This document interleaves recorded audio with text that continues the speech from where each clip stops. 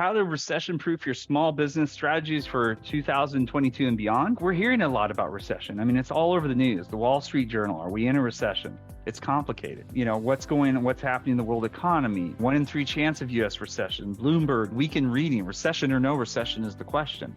So there's been a lot of buzz about this, and it continues to grow. And the question is what are we doing, and what are we doing to prepare our business? We did a little research here. We looked at the 2007, 2009 downturn, and the New York Federal Reserve published a study on the effects of the recession on small business. And their results are small businesses were hit the hardest by recession. And they listed different factors, whether it's a weak consumer demand, the supply of credit or availability constraints, and deterioration in the labor markets were some of the major things that impacted small business. All of you small business owners out there, we got to be sensitive to that. I would just ask you guys to consider the following. 1, what do I need to do if we go into a recession or go into a prolonged recession? 2, though, I would actually challenge you guys to say, not only how do I deal with this, but how do I thrive when others are just trying to survive? Just because there's a recession, that just means there's a shift, but there's plenty of opportunities as we go. We'll go into 4 strategies today to recession-proof your business. So we're going to go in and we're going to talk about managing cash, improving profits, planning for the future, and get ready for the rainy days. First of all, let's talk about managing cash. Cash is like blood in your body. It's very important. It's always circulating through.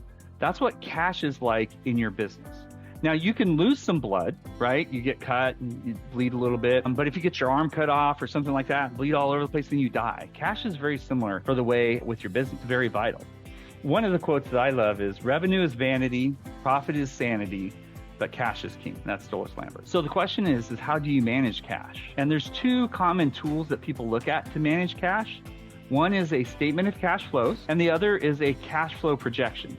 And a lot of times people get these 2 confused. I even have accounting and finance professionals that get these confused. They're 2 distinct things and they give you different information. So first of all, let me show you an example of a statement of cash flows. This isn't your typical statement. It has a waterfall effect. And this comes out of one of the products that we use that you guys may want to consider called Fathom. This helps you kind of understand where you're at as a company. Now, the statement of cash flows is something you usually find in your financial statement package. And small businesses don't always do this, right? There's a lot of accountants that don't even understand that. But really what it's measuring is it's saying what things are impacting my cash. The first thing that impacts your cash is obviously going to be your profitability, but things like, hey, did I increase the collection time for my vendors or my customers? Did I extend terms for my vendors, right? That's all going to affect cash.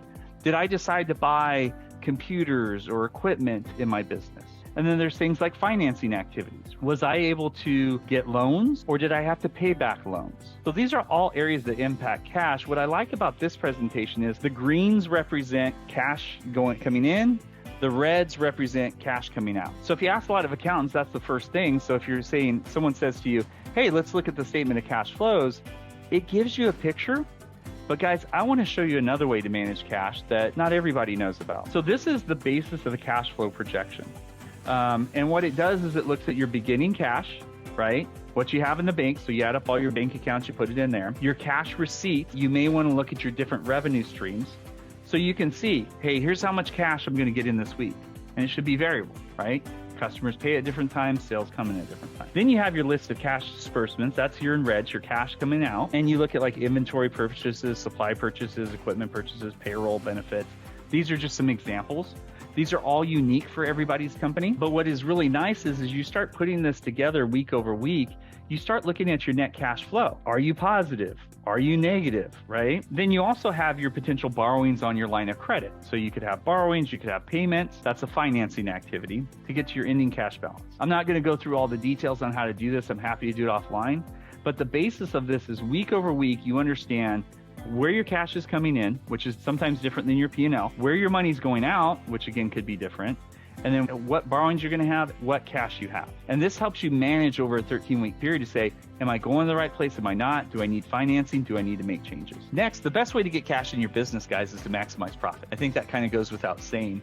Jarrell, to your point on using cash versus accrual, and this is maybe a little technical, Sometimes using the cash-based method a little bit confusing, because if you have like biweekly payroll, you might have 3 payrolls that go in that month. So when you run your P&L, you're like, oh, I didn't make money. But if you use an accrual basis and spread that out, then you're like, oh, I did, because it matches the time period. But maximizing the profitability of business, right? Understanding the key drivers of profitability. And this is really important, especially as you run into a recession, is maximize your revenues. You want to look at your revenue design. You want to look at market opportunities and the relationship between pricing and volume. Make sure that you're managing your cost to deliver services, your cost of product, and that's your margin, your cost to produce, as well as your expenses. And then making sure that you're measuring what matters. And that's KPIs and other key analysis that you do. And guys, we're going to start off with a couple general rules here, especially as you get into a recessionary economy. Always think positive. So many people, like especially accountants, right? And I'm one of them, is you go, oh, we got to go cut expenses. Start with how do you increase revenues? It's having that abundance mindset, not that scarcity mindset. Like the example I gave you guys earlier, we started with what can we do to increase revenues? And we said, geez, this is a great product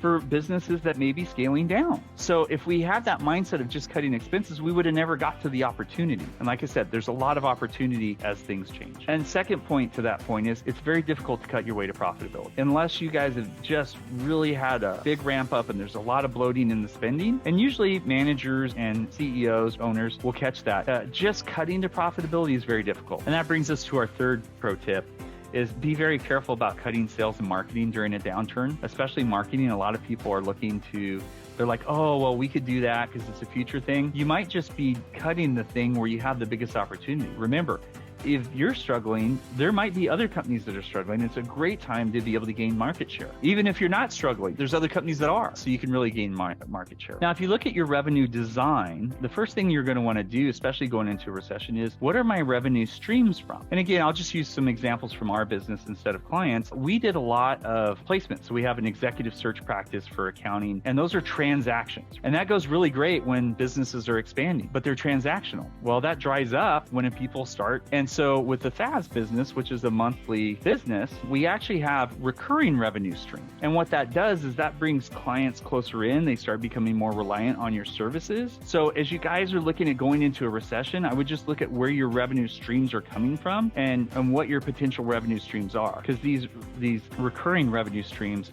are going to be much more kind during a recession because people can typically are more likely to cut back on transactions. And then I would say, look at your product, service, or offering. We've had a lot of good times, except for maybe the last couple of years. Prior to that, we had the longest recovery throughout history. So a lot of people built in a lot of products that were very good at growth and in growth economies. Well, my challenge or my question to you guys is what products do you have in a recessionary or decline economy? And if you don't have those, what type of products can you have? Companies are looking to save money, cut expenses, and do things like that. So there's great opportunity that's out there. All you got to do is just find the little cracks. And that's the one thing that I learned from the COVID time period. And that's where recessions aren't all bad. They create market opportunities. So it's the whole idea of Wayne Gretzky, skate where the puck is going to be, not where it is. And guys, make sure you have your marketing bullhorn ready. Again, this is something that we learned out of the last downturn. Is we had a lot of great products and offerings, but we didn't have the mechanism to get it out there. So if you have these great products and offerings, especially as things change, you want to be able to do that so you can take advantage of the market opportunities. You can also change, your positioning on how you approach a certain product. And then bundling creates values. So that looks at cost savings. Make sure you're looking at diversifying your spending to take advantage of products with the greatest opportunities. And this is a great time to grow your market share and build customer loyalty. A lot of companies are struggling, and those, I remember a time when we said, oh my gosh, like my sales team's like, what do we do, Eric? I was like, well, let's do what we always do. Let's go out and help people. And by doggone it, there's a lot of people that need help right now. Get on the phone and figure out how to help them. Now, what did that do? A lot of times it wasn't us helping them through our products and services, but it was us helping them with struggles that they were having. That built a tremendous amount of brand loyalty as we got out of the recession. So again, guys, if I think you can hear the underlining tones, make sure that as you enter the recession, you're continuing to be in an abundance mindset, not a scarcity mindset. Pricing and volume changes.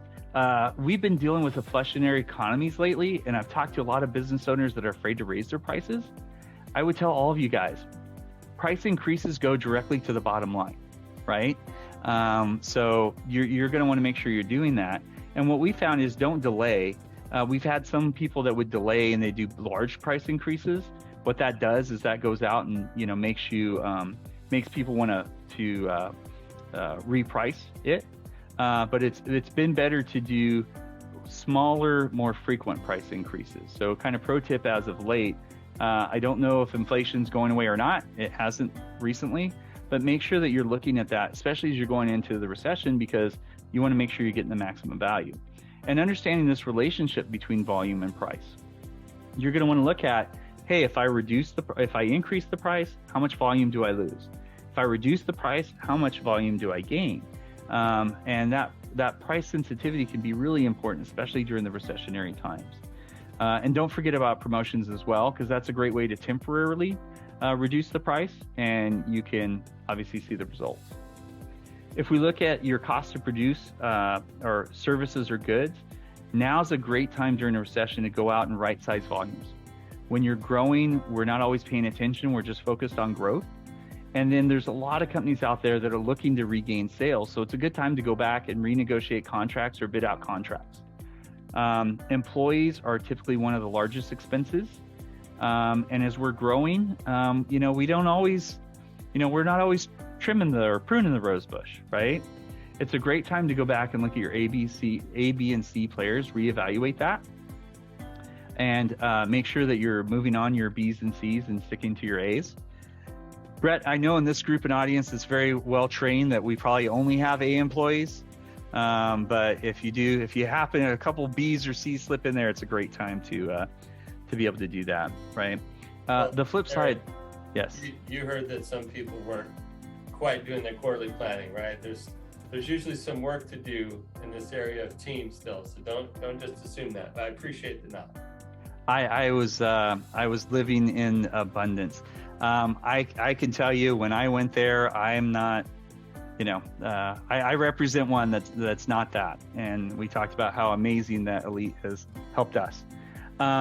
Look, guys, in this process, automate and eliminate, right? Automating is the way of the future. Now's the time to re-engineer and rethink your business. I mean, I don't know about you guys. I go to McDonald's right now and it's like, hey, did you order on the app? Right? I go to the grocery store and they got these, kiosks where you can scan.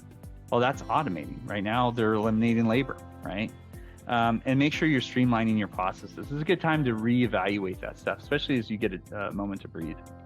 And then on your expense line items, you're going to want to go through each line item and understand whether it makes sense that you're spending that money or not, right? Overspending gets masked and hidden during good times because you're so busy growing. We did this morning, candidly. We went through with our leadership team and we said, hey, are these expenses relevant? And you'll see this if you do your cash forecast, your cash, projection as well. You're going to go, why are we spending money on that, right? Hey, that was important, but are we really getting the value of that? And it really gives you a chance to kind of cut the fat and really increase profitability. We're going to go into budgets a little bit later, but I'm going to introduce you guys to the concept of a zero-based budget. So we have these top-line budgets, which are kind of based on what we did last year in little assumptions. I'm a big fan of grabbing a blank sheet of paper and putting down what you're going to do. It forces you to think about every expense, every revenue opportunity as you go through and really reevaluate your business. And now's the time, if you're going into a recession, to really review the investments that you're making. We talked about not cutting marketing, right? You might not want to cut R&D. It just depends on your industry. But now's a good time to make sure that you're holding on to cash, and you may want to reevaluate the timing of those expenses. And finally, we talked about measure what matters. So again, this is another little excerpt from Fathom. We really believe in this red, yellow, green, so you know where to focus, right? Red being the areas that need help, yellow being the ones that, you want to keep an eye on, and green being good ones. But KPIs and scorecards are really great to measure company performance at the company level. When you're going into a recession, you're going to want to make sure you're looking at the financial position or the balance sheet, which is really important. So you're going to want to have those conversations with your accountants. You're going to want to look at your department performance and employee performance. Guys, when I think of employee performance or department performance, I'm thinking, can anyone say it? Oh, you leave me hanging. Help me out. Big three? Big three. There you go. So getting those, thank you. Yeah. Getting those on a scorecard, being able to measure those, especially in a weekly basis where you have a good pulse on the business, allows you to adapt and change and be agile. So big three are huge, and using these KPIs and scorecards to do it are amazing. The red, yellow, green just, really make it stick out. And guys, manage by the numbers. I could give you a whole list of different ways that different businesses go out and look at things, but just a couple things that, we thought were important, and you can Google these. Break-even point, right? At what point are you making money from a sales perspective? For sales, cost of customer acquisition. This is good for sales and marketing. Personally, I like to break them out between sales department and marketing department, put them together. But you measure that against your customer lifetime value. And if you're heavy on your sales and marketing costs, it'll show. And one other thing that's really popular for employees, and again, this becomes a preference and it works better in some businesses versus others, revenue per employee, right? And what that is. So then you know whether it's time to start letting people go or start adding headcount. Just a couple things. Again, there's several, and a lot of them are specific to your business. So I'll just take a moment there in maximizing profitability, guys. Any questions on maximizing profitability? I just have a comment that, once we were hugely profitable. You made a comment about good times can mask, what's really going on. And we found that to be the case. And it wasn't until we had Cloud 5 Accounting break down our revenue by client and then costs per client. And then we said, okay, these are the 10 people on this client. These are the 5. Once we broke it down, we realized, these 3 clients are carrying all of the revenue and all of our profitability, and everything over here is losing us money, right? So these pieces of our business are carrying the business, and do we really want these others? Right? They don't, and we actually had to let go of some clients in addition to letting go of some people. We were, it was like, hey, we did our numbers, stacked them up, and you got to go. It was some tough conversations. Yeah. So I just want to reiterate what you're saying, that it does help to really look at those numbers. Well, Gerald, you bring up a really good point, right? And that's concentrations. So you're going to, especially going into a recession, you're really going to want to understand, how many customers make up your revenue streams. So if you got 80% of your customers in 2 clients, what happens if those clients start having financial troubles? Or even from a vendor perspective, what if the majority of your service or a key component of your service delivery is based on a certain vendor? How financially stable are they? How well can they deliver service? That's not something that everybody thinks of. But if it were to happen to you, you would definitely feel the effects of it. But it's a good thing to look at that so that you can get some diversity in there. Okay. Any other questions on profitability? Gosh, guys, I must be doing a good job. Okay. Thank you. Thank you for affirming that. And Gerald, I almost could have just paid you for that next comment. It's planned for the future, right? And so that's a great example of analysis that was done. And that's kind of a historical analysis. So guys, I'm going to share a little secret with you about accounting and finance. And one of my partners that I worked for at the CPA firm was really funny. He said, you accountants and auditors, you go out and baronate the dead, right? And so, the sword that you put on or the little dagger you put on, it's already happened, right? So that's the accounting side, right? And accounting is going to be made up of income statements and balance sheets and cash flows, right? This is everything that already happened in your business, right? And you're going to get those, monthly, quarterly, annually. But the finance piece of accounting and finance is focused on the future. And as you're going into and seeing things and dynamics changing within your business, you're going to want to make sure that you're focused on the future. So Gerald had a great example of doing a ad hoc analysis to really drive a decision, right? And that's usually on the finance side. So you're going to want to look at recreating budgets and forecasts to look ahead. Again, looking at, where you're at monthly, quarterly, and annually. I'm a big, believer, if you haven't heard already, in keeping your pulse with the weekly reports. But looking at what that is and what the road ahead is, and how is revenue going to be impacted? How are expenses going to be impacted? Especially as you go through this analysis of profitability, you're going to make some changes potentially, or even you see it on your cash flow.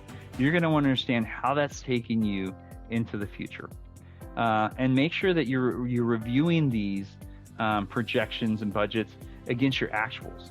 So the first time that you guys do a projection or a budget or a forecast, you're going to say, okay, I'm learning. But what happens is you get better in time as you go through and actually compare those to actuals, because you learn the flows of the business and what's going on and the key triggers. And during this time of uncertainty, it helps to have that look forward so that you can make sure that you're making the adjustments, pivots, and changes as things happen. Here's a good example of a forecast and this principle. So if you look at January, February, March, April, June, right? These are all, June being the current period, so you're getting the latest and greatest numbers. Hopefully you're getting them 5 days after close. A lot of small businesses, are getting them anywhere from 10 to 20 days. But if you wait 10 to 20 days, that's 10 to 20 days of opportunities that you could have taken advantage of. But that's the historical part. And then you look at, based on where you're trending, you can adjust Q3 and Q4 to see what's happening in the future. Does that make sense on looking forward in the forecast? Donald, I really appreciate you, man. I'm looking at you on the screen. I'm getting the nods of affirmation, man. That really helps. Thank you. And as we talked about, you're going to make adjustments and pivots in your business, and you can run different scenarios, right? So we talked about this relationship between volume and profit, right? This is a great example. So look, if we did this price increase of 0.5%, right? What does it do to volume, right? And how does it affect our cost of goods sold? So you can run these different scenarios in your numbers to say, hey, am I gaining? Am I losing? And that will help you make these decisions. So it's one thing to say, hey, I think if I do this, right? But it's understanding the effects all the way through the financials, including what happens does it have with cash. You may say, hey, I've got some customers that want to do business with us, but instead of 30-day terms, they want 60-day terms. Well, great. Okay, how much more do we sell, right? And is that worth it? And do you have the cash reserves in order to fund that? Because when you think about vendors, right? Vendors are actually funding you, and customers you're funding. And so you're going to want to find that right balance based on your cash reserves. Guys, I showed you a couple tools, but there's some great tools that you can use. Obviously, accounting systems, I'm a big believer in that. I'm an accountant by trade.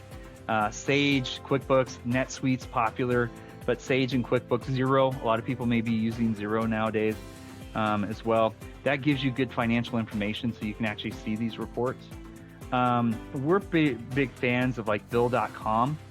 If you want to accelerate your payment, Bill.com has an ACH feature to where that you can collect via ACH. That gives you a little bit more control. Also, it helps you manage your expense out. And Divvy's great for like sales teams and things like that. And there's other card programs and things. These are just some examples of programs that we like and use. But you can set, like if you have a sales team, you can set a limit and you can reduce that limit so there's actually a budget.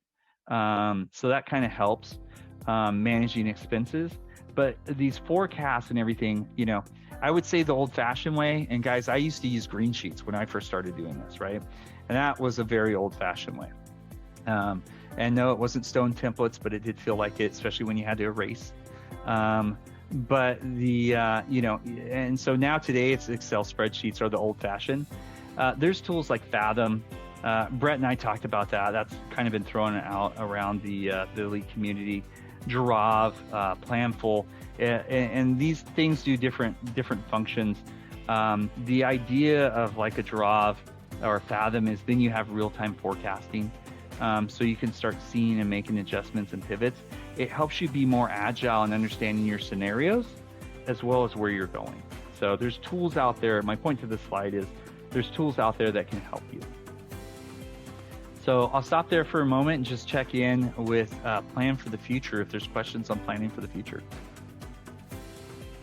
Are those forecasting, do they also do the accounting, or do you merge? You have to have both, like QuickBooks and Fathom. You know what I mean?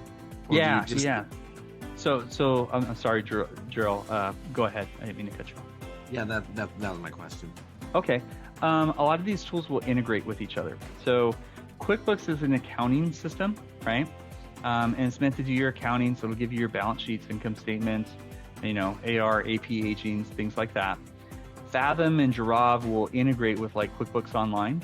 And so it'll actually pull the data over, right? And so as you have updated periods, you can actually ask it to pull the data over and then set certain drivers. And guys, I could do a whole day seminar on how to do budgets and forecasting. And maybe if we're lucky enough, Brett will have us out in November to do that.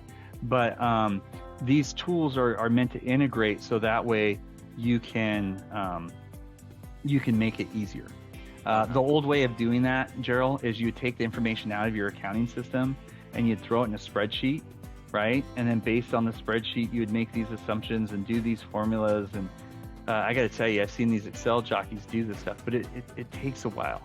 But if you take a moment to implement these programs and dial them into your business, they become, they're integrated, they're automated. So it takes less effort or little effort to be able to get the results that you're looking at going forward. Yeah, so all these programs actually integrate. So your accounting systems, your Bill.com and Davey, I think that's why we chose these here, is they integrate with your Sage and QuickBooks. Your Giraffe and Fathom will integrate with your Sage and QuickBooks as well. Again, these are a couple. There's a lot of different programs.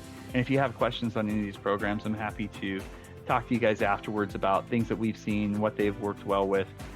Just be careful because like your NetSuites and Oracles and everything that you hear so much about, they become overkill and very expensive. And we see sometimes people get, very excited about those tools. And a lot of these tools are meant for small business. You want to make sure you're right sizing your resources with your business because they can just be overkill at times. Okay. Any more questions on planning for the future? Okay, guys, I live in Southern California. And so in Southern California, guess what it doesn't do? Probably the same thing as Arizona. It doesn't rain here. It doesn't rain here either. We are in a drought, right? But have you ever went a year without a rainy day? I hope not. That would be very bad for the plants. I have a green thumb, so I love to garden. So get ready for a raining day. The raining day is the recession when things are coming back. And the first thing you want to do in a rainy day is make sure you have a rainy day fund, right? You may not have a nice piggy bank like we have here. I do like the pink piggy. But if you haven't done this already, guys, set up a separate savings account. I know a lot of businesses will just leave the money in their cash account. But it's good to separate the money for those rainy days and say, hey, here's our operating cash. Here's what we're doing for that rainy day. And if you haven't done it already, go set up a savings account. Then you're going to want to have a plan. What are you going to do to make sure that you're putting into that savings account? This is no different than what you would do in personal accounts or saving for college. You might want to put X dollars away per month or maybe a percentage of revenue. There's always a different way to do it. But the idea is to have a plan that you do it on. And then you can save regularly, save automatically. And then all of a sudden you look up and you're like, wow, we have all this money in our account. It's one of those things, if it's in the account, it sometimes gets spent. I don't know if I'm the only one that's seen that. I got to imagine it's probably not the only one. I'll also set a target. A lot of companies we hear will set 3 to 6 months of cash reserves of operating expenses. That's if things go bad, right? I kind of believe in a year, right? You preferably want to set a year, and that's hard to do, right? Especially as you're growing a business. 100% get it. But especially as you're going into a recession, we talked about being able to take advantage of talent. Well, you need money to do that. You might have a struggling competitor that you might want to do an acquisition. So if you have that, you're ahead. And there's different types of financing options, debt and equity. And again, that could be a whole seminar in itself. But I would strongly suggest setting up banking relationships, right? And it's important, build those relationships now. So here's the irony of things. No one wants to give you money when you need it.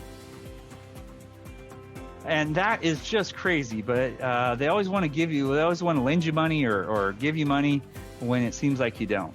But the key to that is setting up those relationships ahead of time, so when you do need it, they do need to get to know you. And you know, we can have the best. So you need to have great financials. That's actually point 3.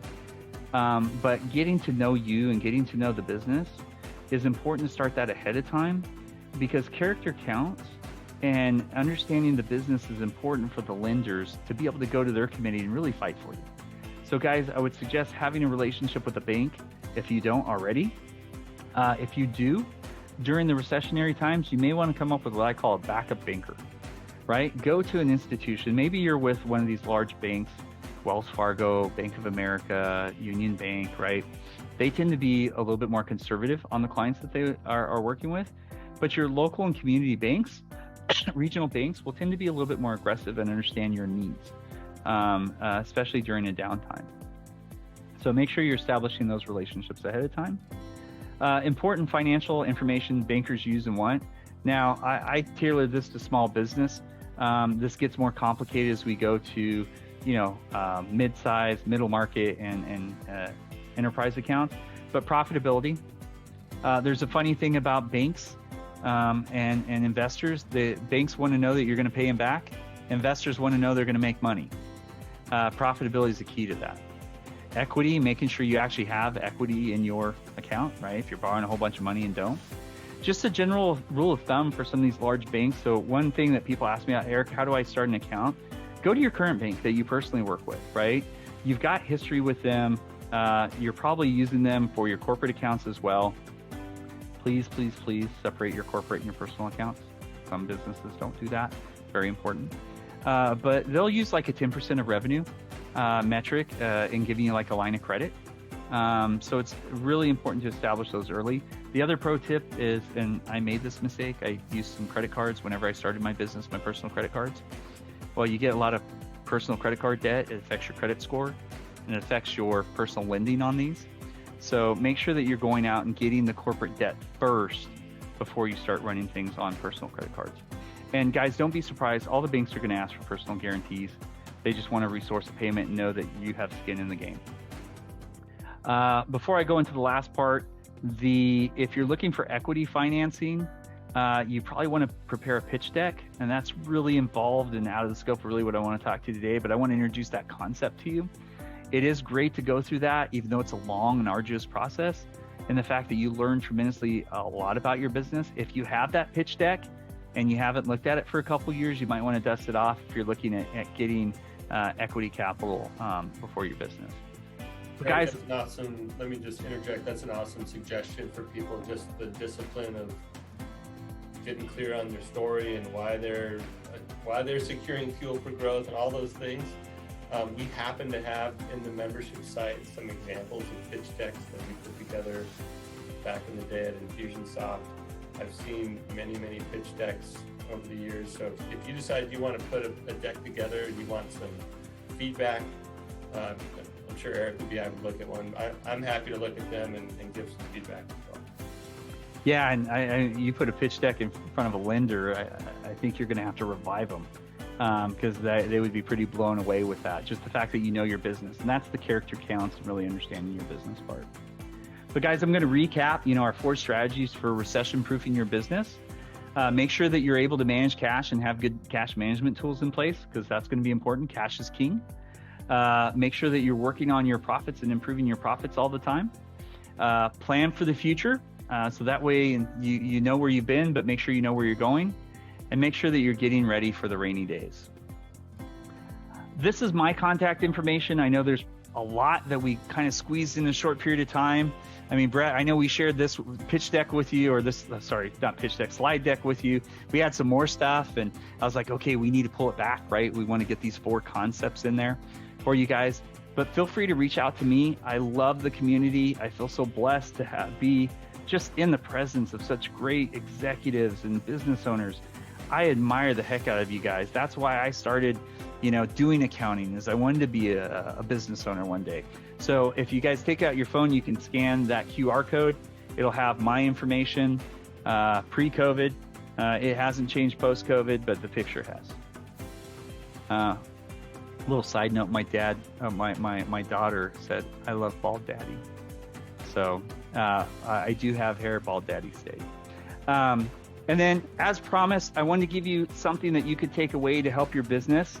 If you scan this QR code, it'll take you to a page on our website. You can download this 13-week cash forecast template. We gave you kind of a simple one. I've done things like where I've done it in 4 weeks and looked at the kind of what resembles a month, 4 and 5 weeks, as well as did, here's what I thought and then here's what I did. Wanted to kind of keep it simple for this exercise, but you guys can go ahead and, download that. And with that, I'd like to open it up to any questions. And I know we have some housekeeping as well.